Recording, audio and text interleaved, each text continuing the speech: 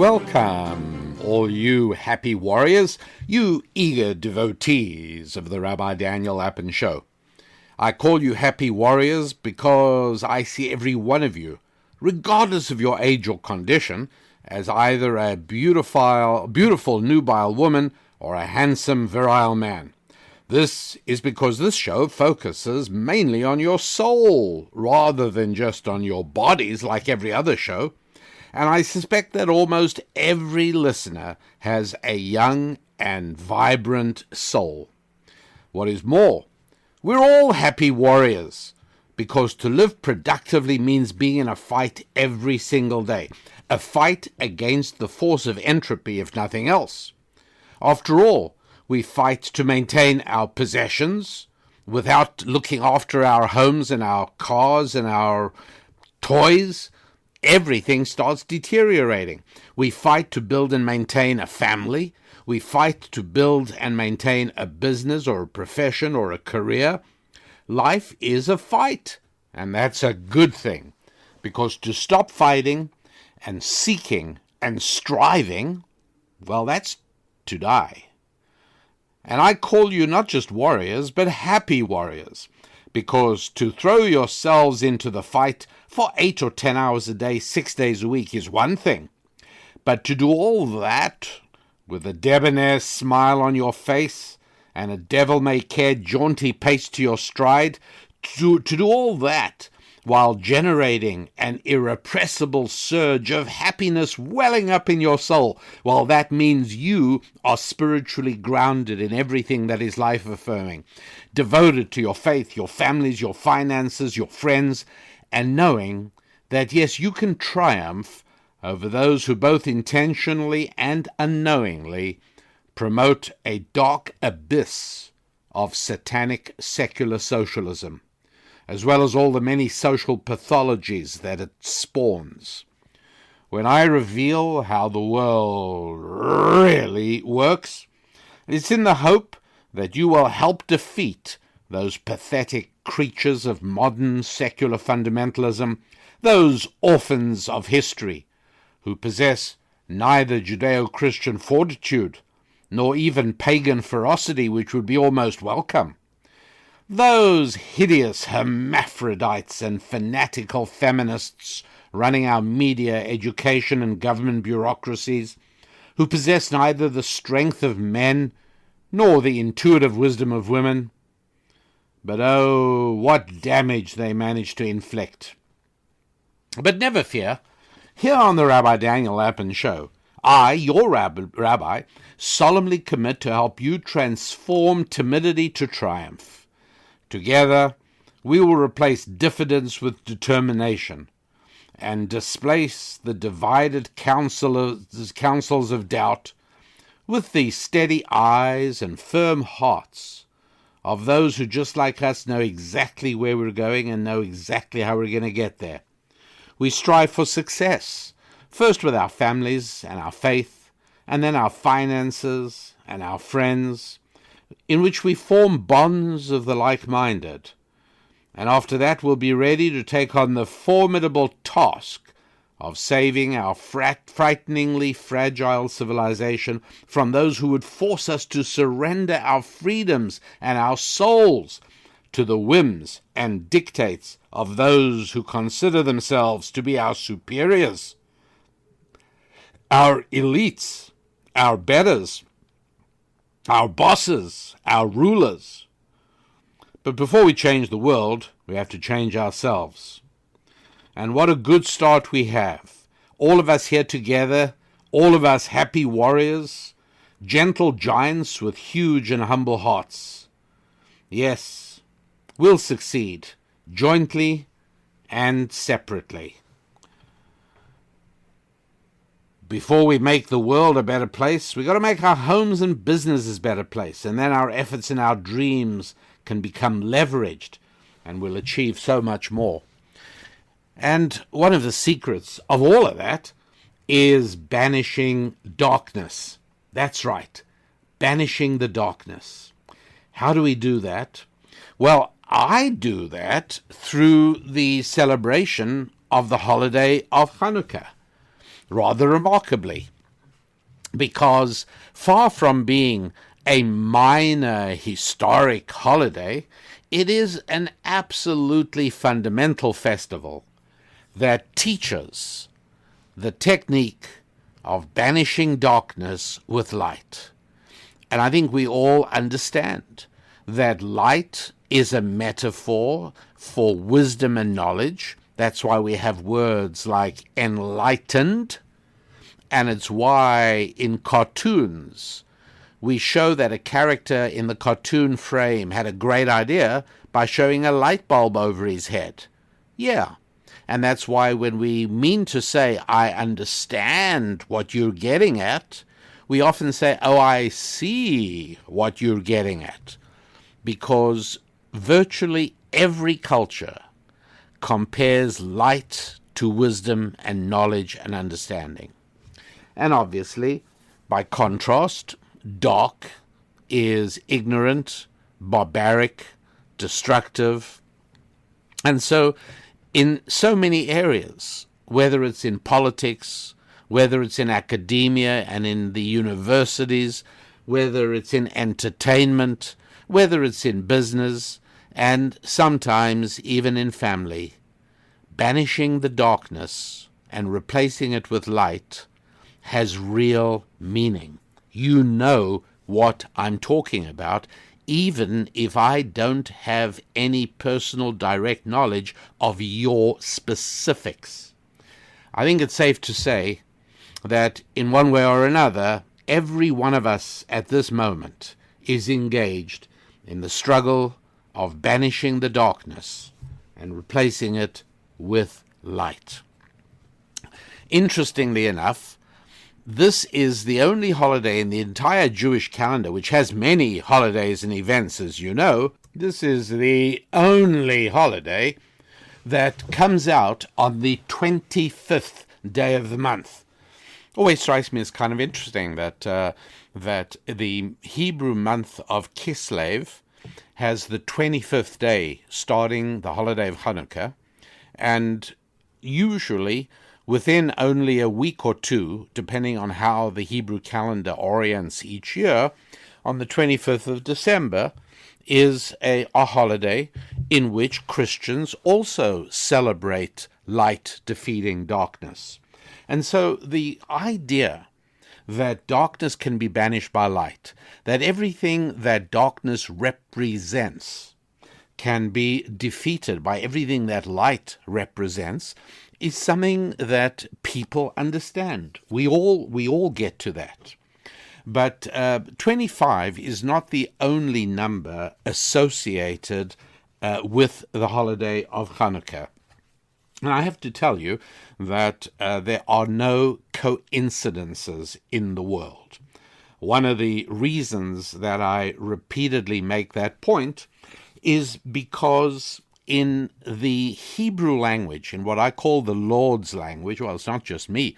Sir William Bradford, the second governor of the Plymouth colony, who arrived on the good ship Mayflower in the 17th century, he also spoke of Hebrew as being the Lord's language, and actually said as much in the introduction to his book, The History of the Plymouth Plantation, which told the whole story of the development of that first settlement in Plymouth.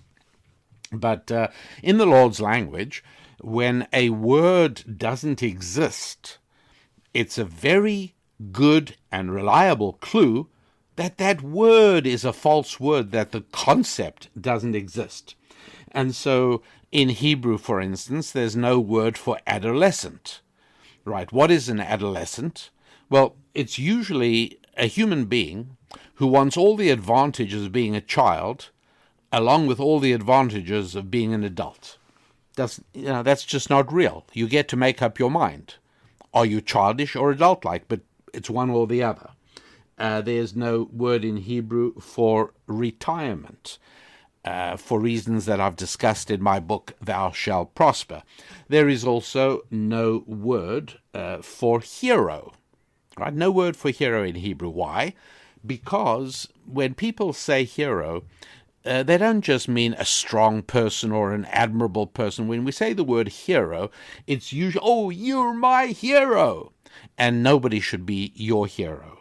In other words, our job is not to be like anybody else. Each and every one of us has our own destiny, our own model of what we could become, and it's unique. It's like nobody else's, and we're not supposed to build our life shaping it on any other human being at all. Well, another word that doesn't exist in Hebrew is coincidence, and for that reason, we take numbers fairly seriously in the world of ancient Jewish wisdom. The fact is that Hanukkah starts on the 25th day of the month, so 25 is significant. It's an 8-day holiday and unique in being an 8-day holiday. So that 8 is significant.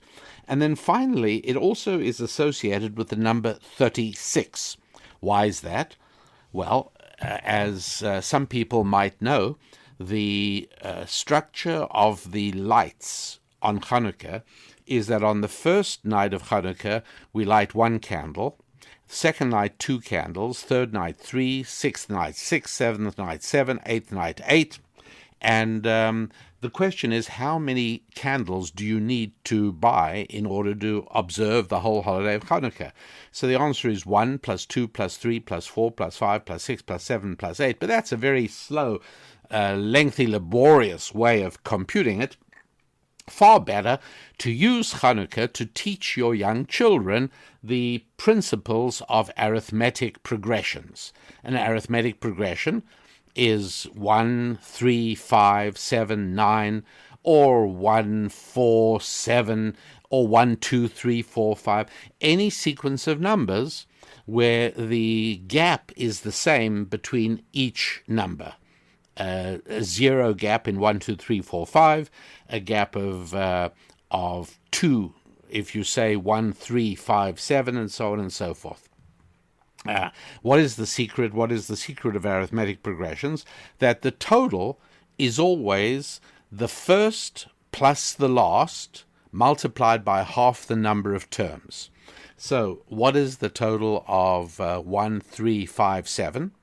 Well, first of all, let's just do it manually to get the idea. 1 and 3 is 4, and 5 is 9, and 7 is 16. But using the formula, first plus the last, 1, 3, 5, 7. 1 plus 7 is 8, multiplied by half the number of terms. Well, there are 4 terms. 1, 3, 5, 7 is 4. Divided by 2 gives us 2. 2 times 1 plus 7 is 2 times 8, which is 16. And it may seem a longer way to do it, but for longer sequences of terms, it's actually quite handy. So if you want to know how many candles we need for Hanukkah, first plus the last, 1 plus 8 is, because first night is 1, last night is 8, that's 9, multiplied by half the number of terms, which is half the number of nights, which is 8 divided by 2, which is 4. 4 times 9 is 36, and sure enough, 36 candles is the right answer of how many candles you need. So those 3 numbers tend to be significant in the holiday of Hanukkah: 25, 8, and 36. So what does that all mean? Well, let me tell you a bit more about that coming back. But meanwhile, the website is rabbidaniellapin.com. And right now, a great sale price on 2 products. One of them is called the Genesis Journeys Set, and you've really got to go and read that up on the website, rabbidaniellapin.com. Go to the store, look for Biblical Blueprint Set. You're going to love it. And what's nice is that it gives you not 1 but 4 separate audio CD programs that you can share with people that you care about and whom you'd like to bless in terms of spreading more light and banishing some of that darkness. It also available is a audio program called Boost Your Income. It speaks for itself. It is focusing on 3 specific spiritual strategies for creating financial abundance, and they have been proven to work over many, many years by many, many different kinds of people. So bring them into your lives with Boost Your Income and or the Biblical Blueprint Set, all visible. You can read more about them than I can tell you at RabbiDanielLapin.com. Back with you in just a moment. Back again here on the Rabbi Daniel Lapin Show, where your rabbi solemnly dedicates himself to revealing how the world really works. And one way the world really works is that you must know numbers in order to grow and progress. It doesn't matter what your goal is. It doesn't matter what it is that you're trying to achieve. But you've got to be able to number it. You've got to be able to measure it. And you've got to be able to record it. And you've got to be able to monitor it. Because if you don't know numbers, you are condemning yourself to perpetual stagnation. And so if you're trying to lose weight, but you don't have a scale, or you don't understand how much you weigh, and you don't keep a record of it, you're wasting your time. It's not going to happen.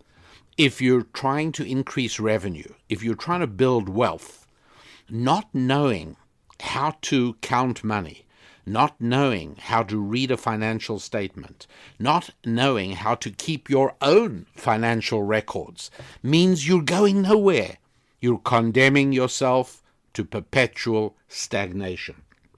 And so one of the points that I make in most everything I write and talk about is that it has to be recognized, whether you like it or not, that, and it's mostly people of my own faith who are uncomfortable when I say this, I have to tell you, and that is that Jews are disproportionately good with money. Always have been. Anywhere and everywhere. Anywhere Jews have lived, in any time in history.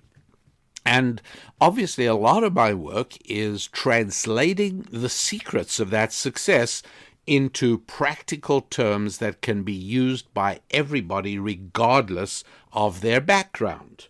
And so one of these areas is familiarity with numbers. So much so that other cultures have seized this concept as well. Let me tell you what I mean. Well, first of all, some of you might remember the old children's program Sesame Street. Do you remember there was a character there called the Count? And he used to count. And, you know, everyone thought that this was just a cute play on words. But it isn't. And I don't know if it's because writers for the show were Jewish or whether there was somebody else, or maybe nobody on the show knew anything about it. But people who know anything about etymology, the study of words and their origins, will know that, different languages stress words that are important to them. In some of the Inuit languages that Eskimos speak, there are reputed to be 22 words for snow.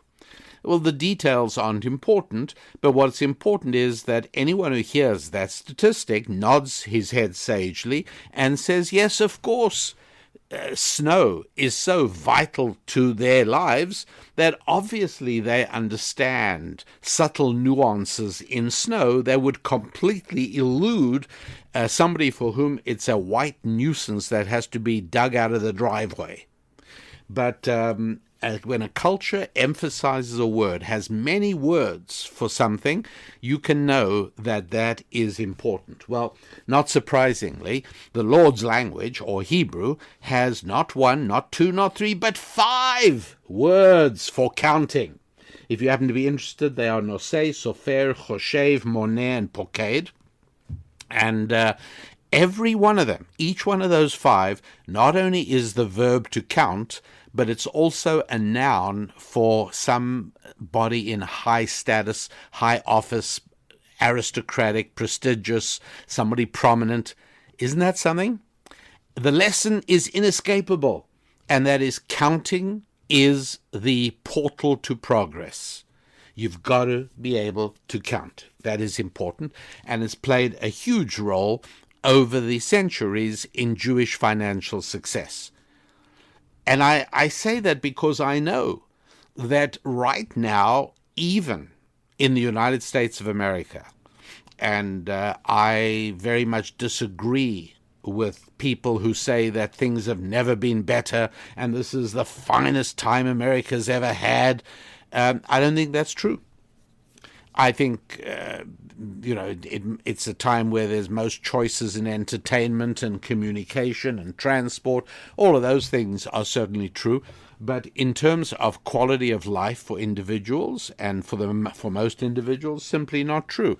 There's been an enormous deterioration. Life has become indescribably more expensive in terms of hours of work needed for anything.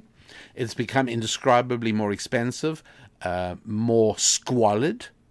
As vulgarity and ugliness abound, and it's become more dangerous.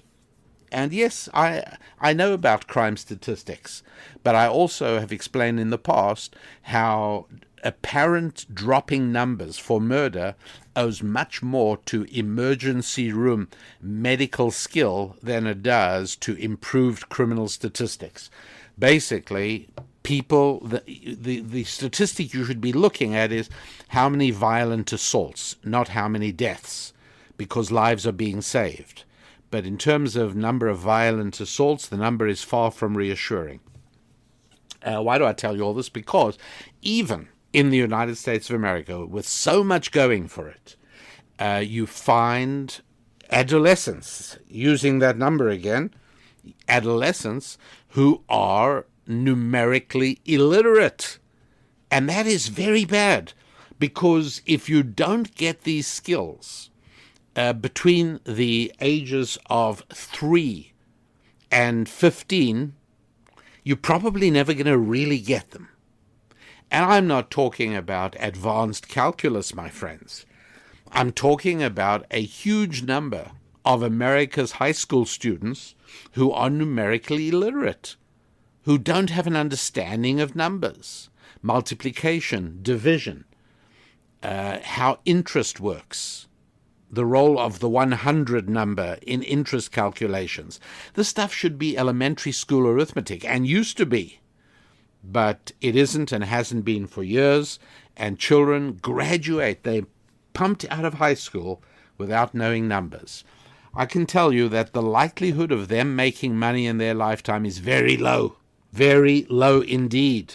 There'll be some exceptional people, but for the most part, if you don't get taught numbers, well, you're in trouble. Not surprisingly, in Hebrew culture, numbers are so important that we even regard numbers and counting, as I said earlier, as a portal to progress. You grow and develop and achieve by being able to number and count. And so numbers are very, very important, and we keep them that way. So, not surprisingly, because of that emphasis on numbers, yeah, that's right, Jews have done well over the centuries in many different places. When countries banish and expel their Jews, not surprisingly, it's quite common for the economies of those countries to deteriorate. Spain and Portugal are two countries, case in point. Both had extremely strong, vibrant Jewish communities corresponding to the time when the Spanish and the Portuguese were the richest among nations. Spanish explorers, Portuguese explorers, setting up colonies all around the world. Even today, in Asia and Africa, there are places that still carry considerable Portuguese influence from long ago. It is a long time ago, because they banished their Jews. They got rid of their Jews at the end of the 15th century, and their financial fortunes plummeted. They sank like stones. Coincidence? I don't think so. Any more than I don't think it's a coincidence that when England expelled its Jews in 1290, things started going downhill in many, many ways. And you might well say, what possibly could be the link between England being devastated by a huge famine 25 years later, after all the Jews were thrown out? 20 to 25 years later, how could that be linked?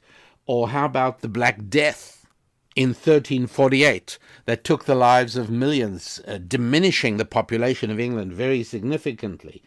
Or the Peasants' Revolt in 1381. But there it was. If you take a look, the country up till 1290, England, by and large, on an upward trajectory. All right, it's early. We're entering the medieval period. But all of a sudden, the Jews are expelled, and the economy, and a whole lot of other things are tied to the economy as well, you understand. I mean, it's all very well. You might grow sheep, and you might have a lot of sheep, and you might shear a lot of wool. But if there isn't a bank there to help you, number one, with financing, maybe it's time, maybe you got to buy a whole lot of new sheep, maybe you got to buy feed, whatever it is, you need financing. And then you need help marketing your wool in another country. So you want your bank to have correspondence elsewhere. But if you don't have a bank, and in those days, a lot of the banking was done by Jews, so you throw the Jews out, no banking. It's a lot of things that go downhill. And you say, what's the connection between that and famine? I think that's pretty obvious. What's the connection between that and plague and the Black Death? Well, again, when people are short of money, disease gets a start. It's, cleanliness goes down, medical care goes down. Yeah, these things are all linked to an erosion of capital and availability of finance. And so it went through the 1400s and through the 1500s. And finally, in 1656, Oliver Cromwell welcomes the Jews back to England. One of the rabbis in Holland who had an enormous influence on the pilgrims, by the way, during the time they spent in Holland before they set sail in the Mayflower, his name was Menashe ben Israel. He actually went to England and spoke to Cromwell and explained to him. Now, Cromwell was a Bible-believing Christian. He was a Protestant guy and very serious. And so he was open to the idea of bringing back the people of the Bible back to England, which he did.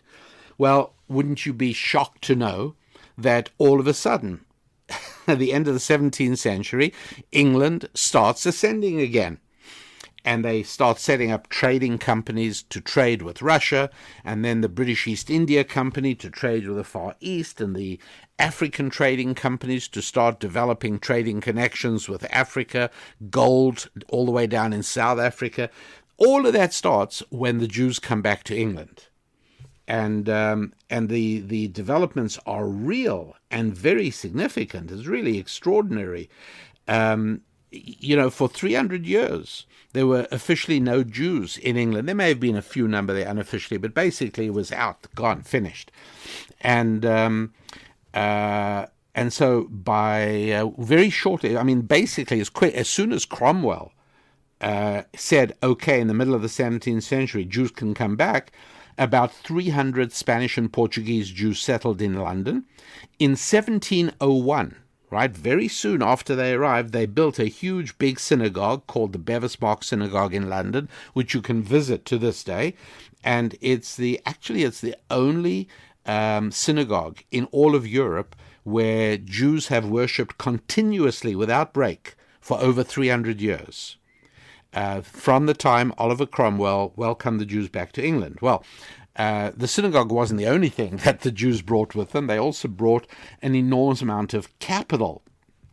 Over £5 million capital came back with the Jews to England. Now, £5 million in 1656, my friends, was real money. Jews financed the Duke of Marlborough's successful wars against the Spanish. That's Winston Churchill's family, and Winston Churchill's family's fortunes rose at that point. And who knows, maybe that has something to do with the very philo-Semitic views of Winston Churchill, a descendant of the Duke of Marlborough. There was a Jacobite uprising in 1745. I don't want to go into it now, but Jews actually provided the funds for the defense of London. And by the early 1700s, Jews were providing 1/12 of all the profits being generated in England, and 1/20 of all its foreign trade.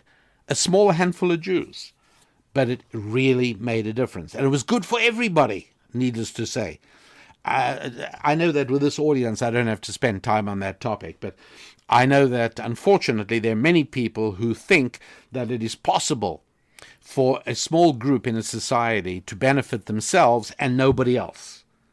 That is not how God designed money and the economic system. If you just think about it for a second, I don't care whether you are a plumber or a shoe repairer or a bookkeeper or a teacher or an accountant or whatever you are. Wouldn't you rather live in let's say you had to pick up and move. Would you like to move to a very poverty-stricken place where everyone is as poor as you? Or would you like to move to a place where you are the poorest person and everyone else around you is wealthy? Now, a lot of people say, well, if they're wealthy, how does that help me? But only a moment's reflection answers that question. By the time we got to the 1800s, Jewish bankers like the Rothschilds were prominent members of British society. They bankrolled Britain in the Napoleonic Wars. As late, by the way, as late as 1847, Baron Rothschild was not allowed to take his seat in the House of Commons. He won election to the House of Commons because he didn't want to take a Christian oath of allegiance. There was another banker then, Moses Montefiore. There's a big hospital in the Bronx in New York named after him. Moses Montefiore is mentioned by Charles Dickens and by George Eliot. He was a very prominent Jew, and he built a fortune in the city of London, and then he devoted his entire life to philanthropy. As a matter of fact, Moses Montefiore raised the money that helped the British government abolish slavery. But all of that is another story and a long story. But for now, back to the topic. First of all, the website, rabbidaniellapin.com. Let's do a little commerce now that benefits everybody, me and you. I want you to take a look at the Biblical Blueprint set. It's 5 audio programs. You can download them after we finish today's show. And, or before, if you insist. Also, there is a separate audio program called Boost Your Income. 3 spiritual strategies for success. Again, all of this is taken from ancient Jewish wisdom. That's the material I teach, and that's the material you can deploy in your own life very profitably indeed. All of that at rabbidaniellapin.com. Stay right there. I'll be back. Welcome, everybody, back to the Rabbi Daniel Lapin Show. No coincidences, right? There just are no coincidences, and particularly in the world of numbers.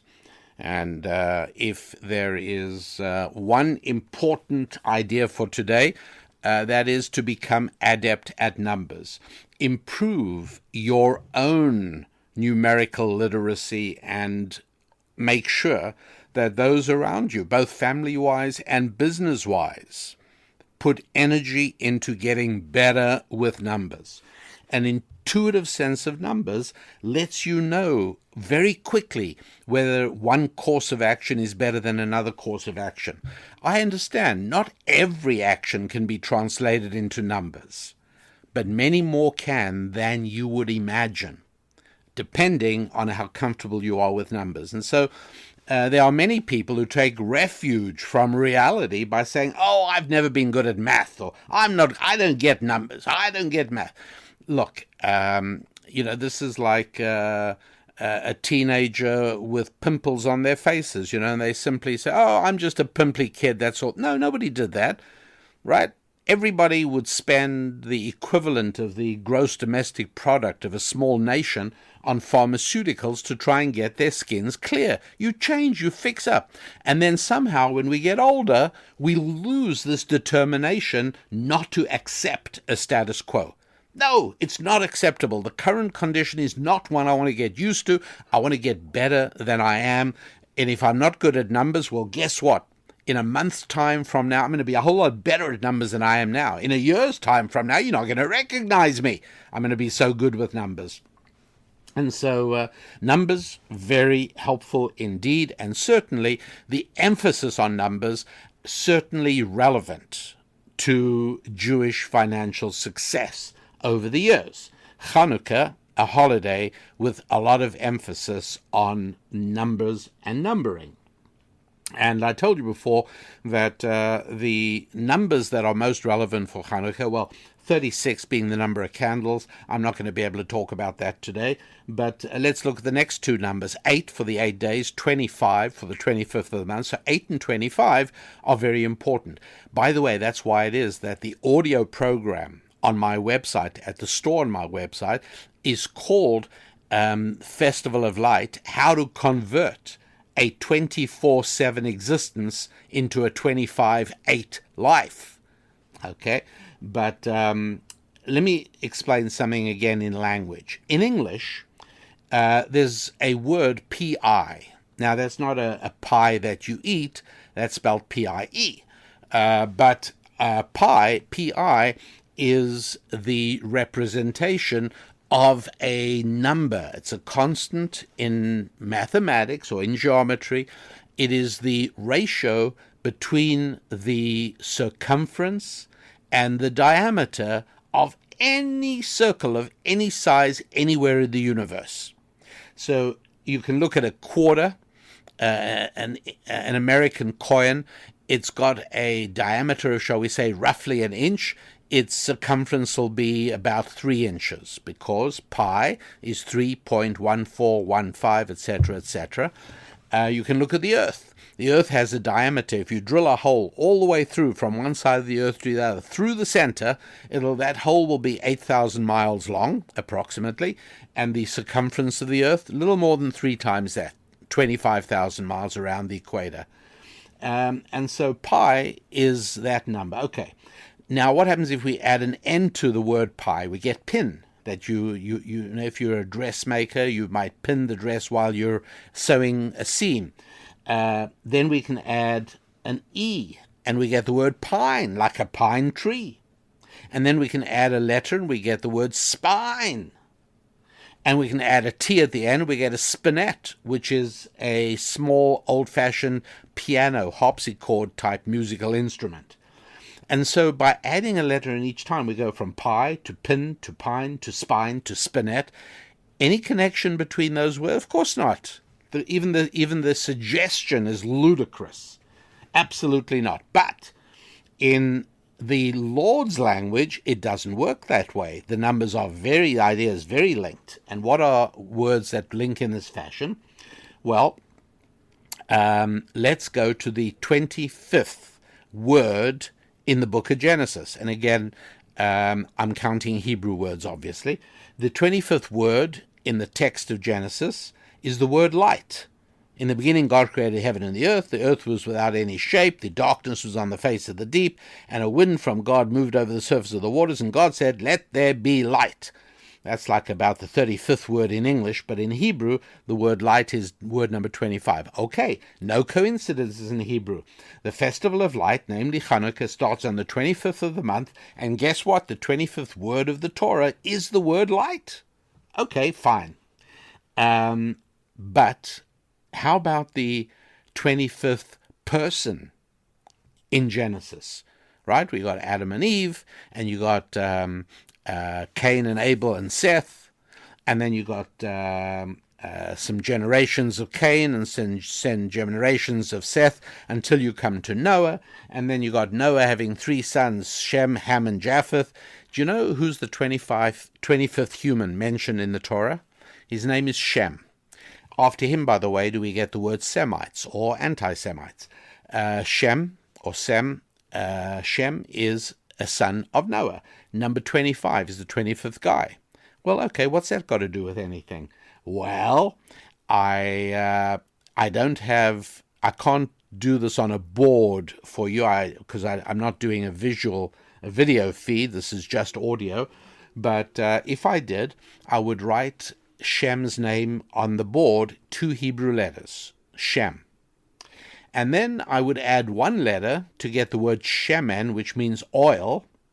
And I'd add 1 more letter, and I'd get the word shmone, which means 8. That's right. And I'd add 1 more letter, and I'd get the word chashmone. What's chashmone? Well, it's 2 things. It is the name of the clan that constituted the Maccabees and fought the Greeks. In what year of the Hebrew calendar? Well, that would be 3600, actually. Remember I told you about 36? That would be 3600, corresponding to about, I think it's 160 BC. And this guy, this sequence of letters, Shem, Noah's son Shem, 25th guy in the Torah, oil, the number 8, and Chashmonah. Well, wait a sec. Chashmonah is not only the Hasmonean clan, but it's also the name of a campsite. A campsite in the book of Numbers, where the children of Israel are traveling from Egypt through the desert, and there's a whole listing of all the places at which they camped. Would you be interested in knowing what camp number 25 was? Well, all you got to do is go to the book of Numbers, chapter 33, verse 29, and they went from Mitka and they pitched in Chashmonah. And there you got it. That's the place. All too good to be true. Has to be a coincidence, but it can't be. There is no word for coincidence. And in any event, when too many coincidences pile up, even the skeptic is compelled to acknowledge that coincidence is not an adequate explanation. And so, sure enough, 25th guy in the Torah is Shem. The 25th campsite is Chashmonah with the 8. The word 8 is wrapped up in that, and it's 8 lights and 8 days of Hanukkah. And all of this begins to come together in a holiday that focuses on and celebrates the idea of numerical literacy. Because through numbers, it becomes easier to defeat darkness. With numbers, we can use the light of numbers to defeat the darkness of ignorance.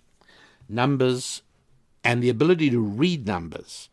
How often do you find yourself misled by statistics?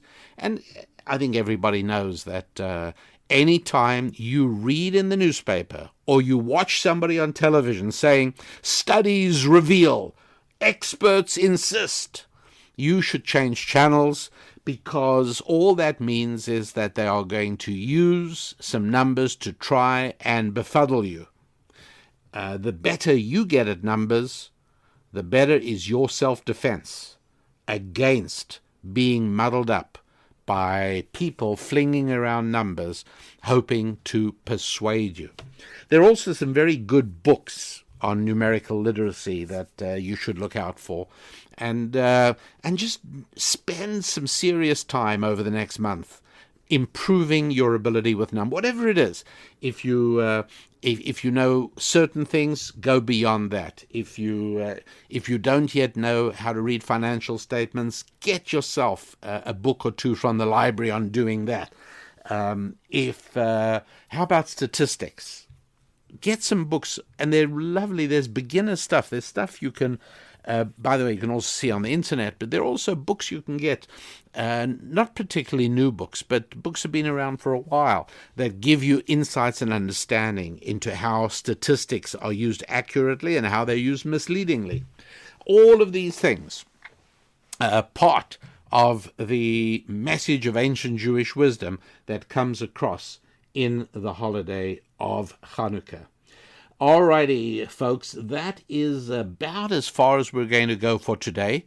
But I thank you very much indeed for being part of the show. And I thank you. Many of you are helping to promote the show. You're obviously telling a lot of people about it because the number of platforms we're on is increasing. The number of downloads is increasing. And it's very exciting for me. Really, it throws me into the task of preparing and recording a show for you every week with enormous enthusiasm. As I'm sure you know, I don't often do interviews with other people. From time to time, when I think it's warranted, I do. But the rest of the time, I consider it my duty not just to entertain you or inform you or bring you interesting things from other people, because there's plenty shows that do that. My job is to equip you with added tools in your toolbox derived from ancient Jewish wisdom in ways that you can use to improve your family life, your social life with friends, your financial life, and yes, even your faith life. And so I wish you good times in the upcoming week in all those areas of faith, family, friendships, and finance. Have a great week. I'm Rabbi Daniel Lappin. God bless.